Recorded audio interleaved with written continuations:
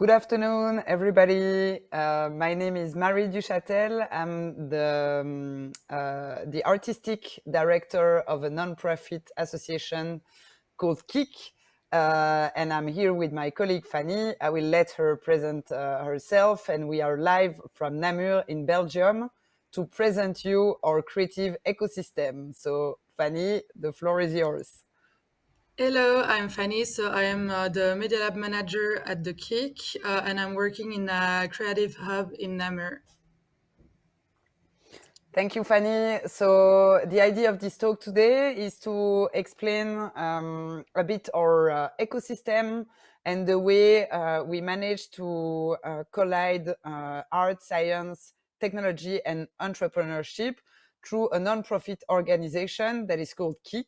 So we call it the KIKK Galaxy, and the idea of this talk is to basically tell you a bit more about this galaxy.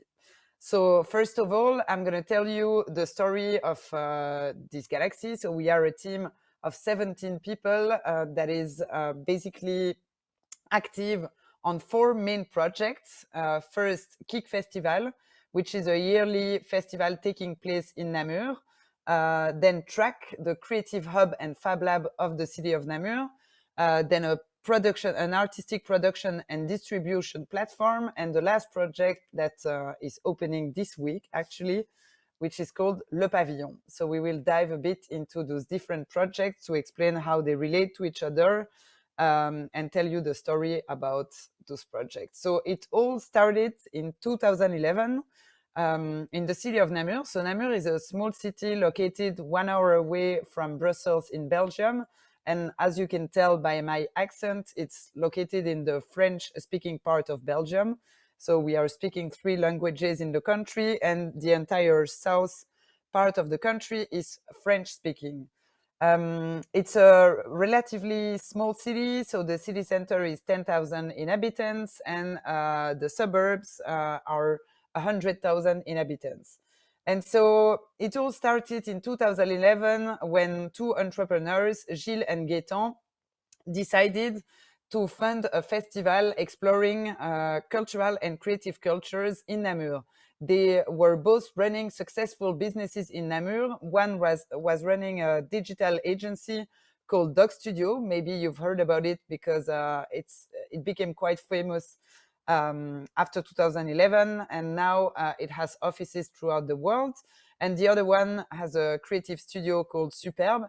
And together they decided to collide both their world, the world of artistic creation and new media art, with the world of digital communication to create a festival that was basically exploring the borders between those different worlds. And then KIKK Festival was created in 2011. And since then, from the birth of the festival, a lot of other projects were born. So I'm going to dive a bit into the history of those different projects. So first of all, the festival, the best way to describe such a festival is to show a video, and then I'll tell you a bit more about what we do in KIKK Festival.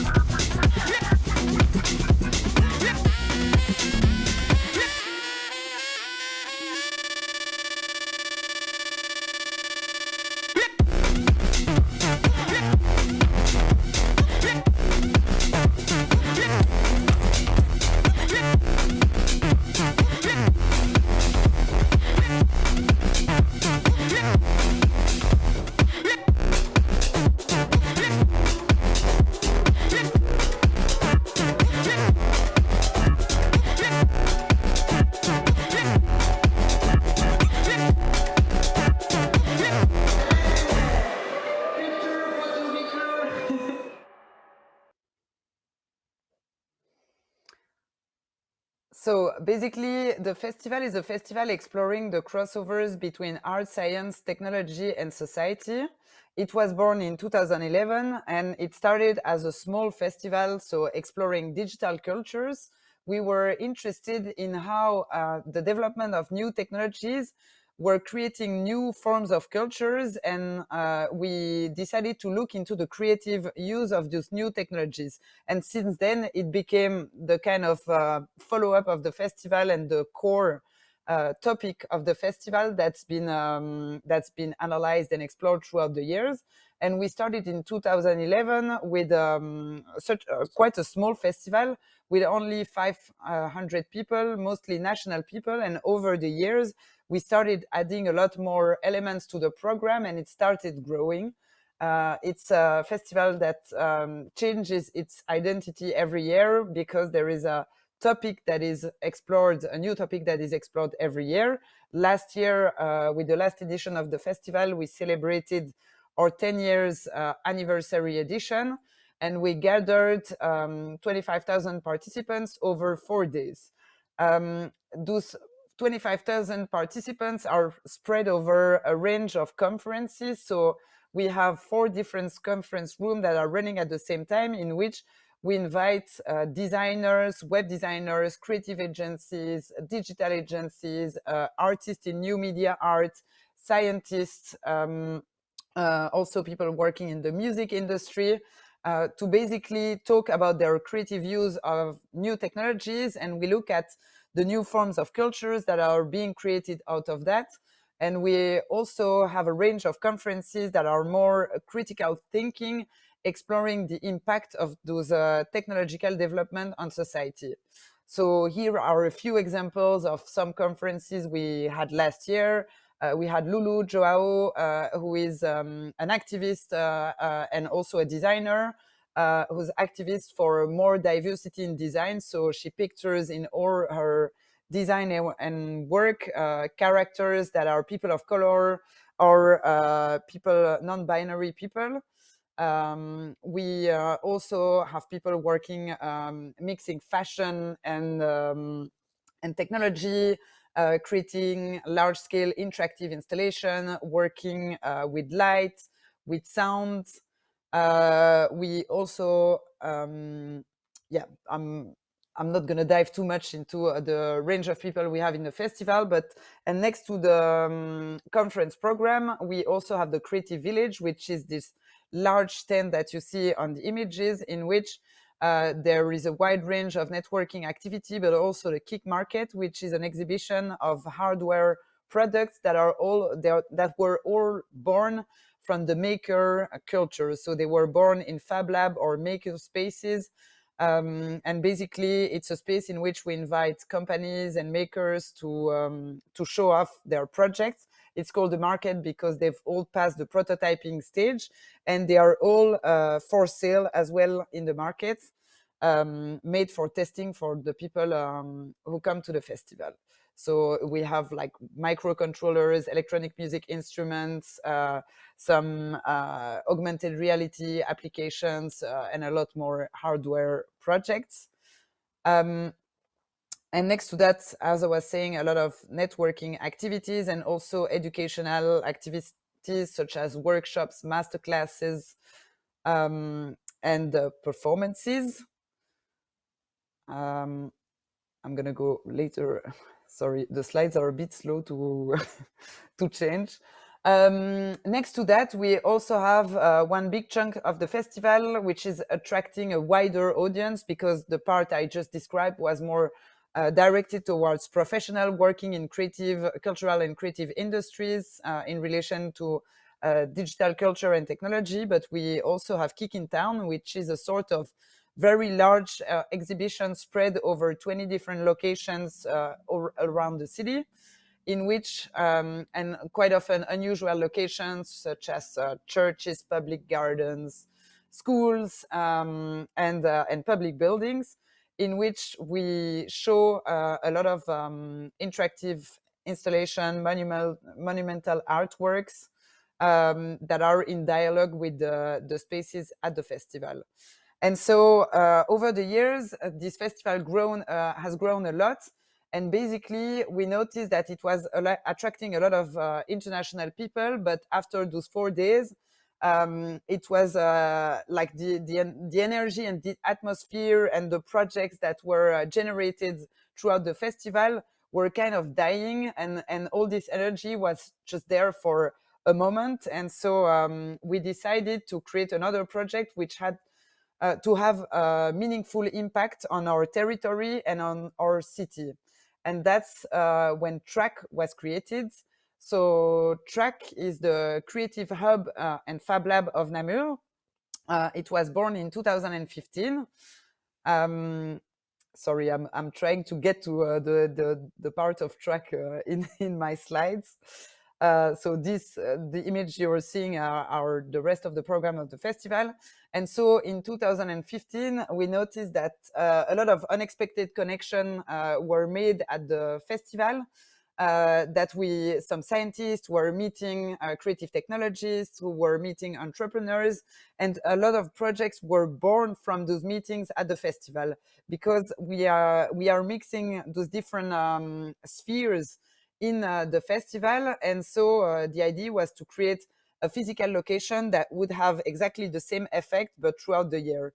And so we started by have some funding from the government to really prototype, as we do in a makerspace, to prototype the future TRAKK.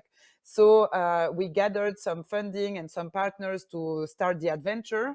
And we we bought a house in the middle of the city, in which we started with some offices for creative studios, and we started the first fab lab in Namur.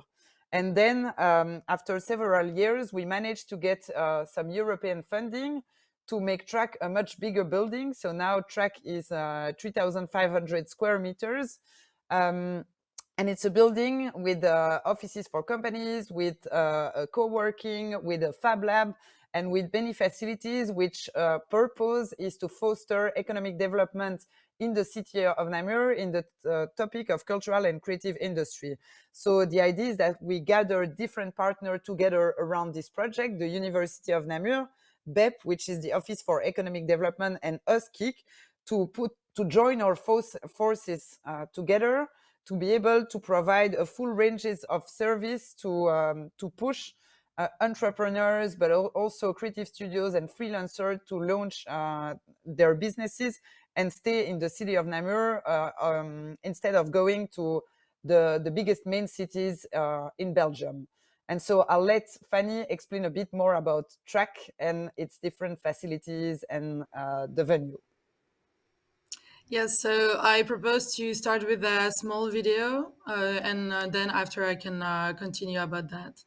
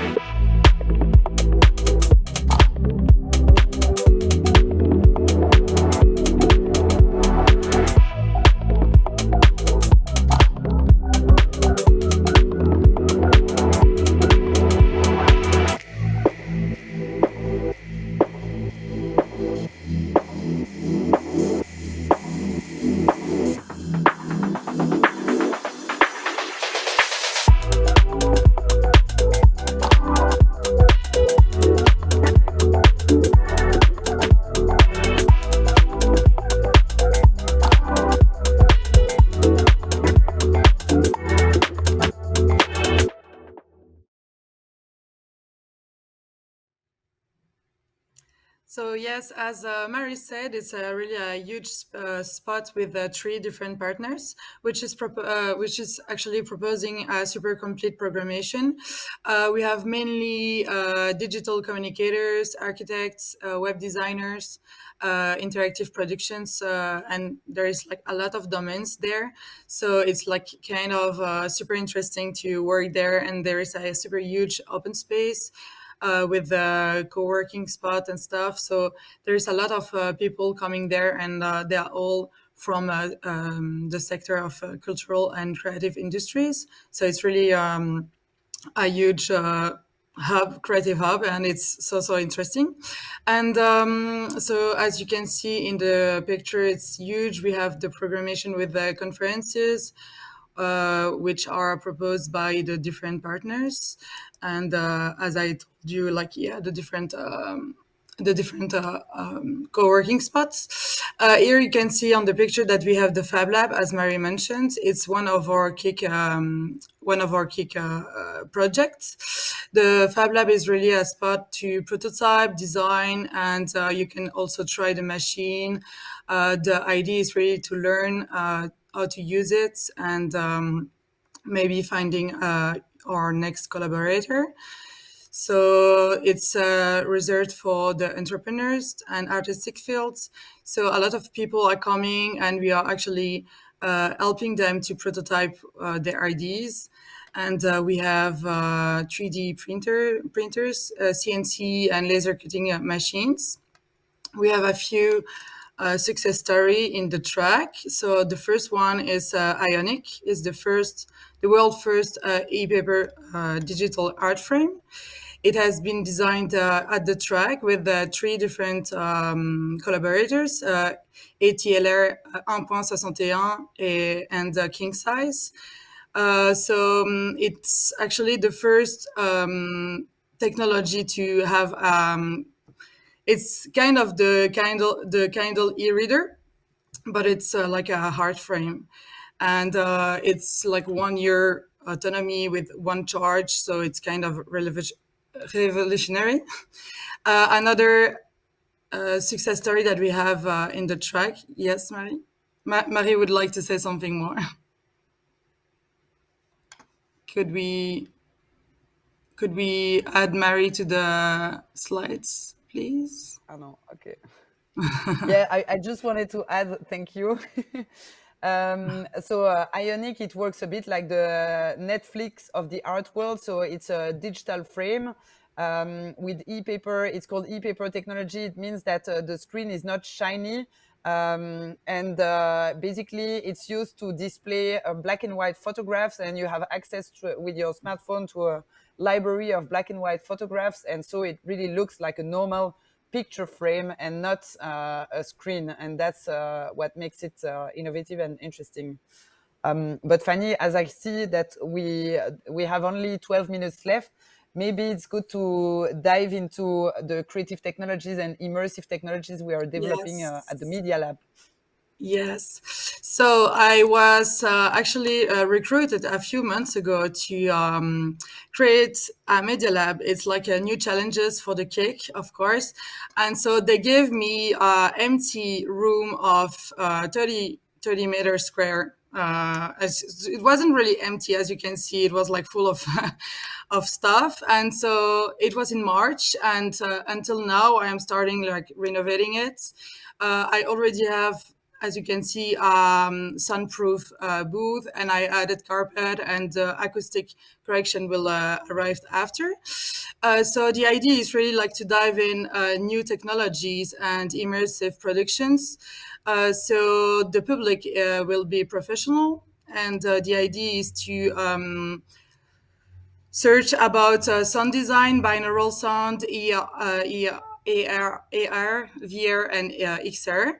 The goal is, ER, as I told you, and VR. Sorry, and the sounds. The goal is really to help people, like the project leaders, to learn and develop, and to really arrive to quite an autonomy in their project, to exchange, collaborate, and following their projects. As you can see in the linearity that I prepared. So the main strategy has been is finished now, and I am starting a new format of conferences next week. Actually, it's called the Donut Conference. So it's really about the do and don'ts about some subject. And the first conference is about AR. The second one will be about binaural sound, and the third about VR. And the idea is really like to continue that conferences as a format for our publics. Then for July, I will furnish the physical spots, but it's not only the physical. There is a global program around it. So the big opening is normally in mid-September, and I am thinking about creating a whole experience about that opening, because I don't want the Media Lab to be only one space. It will be, maybe, I hope, a virtual space, and I would like to start creating that in collaboration with others, maybe you, maybe others, I don't know, in October. So we are thinking about making a virtual Media Lab to make, yes, to be a public space and collaborative space. And the first workshop in the program will be done at the KIKK Festival this year. I have put some ideas here. It's not settled yet, but yeah, it's like the first ideas that we had for the workshop for the festival. And of course, this space, as I told you, it's a collaborative space. So I am about to listen to the needs of the person that are coming to the Media Lab. So it's not like it's not settled. So maybe in a few months we will readapt the equipment and stuff. So for a few ideas of what I'm thinking about, there is sensors system that I want to install with the tracking system and mapping to like deep into the interactive productions. But I am also thinking about different sets of VR headsets, and also the programs following it with Unity or Unreal Engine, and also binaural and 360 microphones. And also I'm thinking about motion capture suits, because we have, as we told you, 3,000 meters square of space, so it's super huge. So I think it's a big playground for our creators. But I will let Mary continue the presentation for the production programs. Thank you. Thank you, Fanny. Basically, I'm going back to the slide before. One of the core mission of our nonprofit organization is really to give the tools to artists, creatives, students, and entrepreneurs. The tools to use creative technologies to explore new forms, to create new forms of culture and new types of projects. So really, it's we want to explore the new methods to tell stories and using new technologies. And so that's why with the Media Lab, the idea is really to dive into those creative technologies and work with a pool of experts that we created over the years with the network of KIKK Festival to empower people to explore and experiment with those technologies.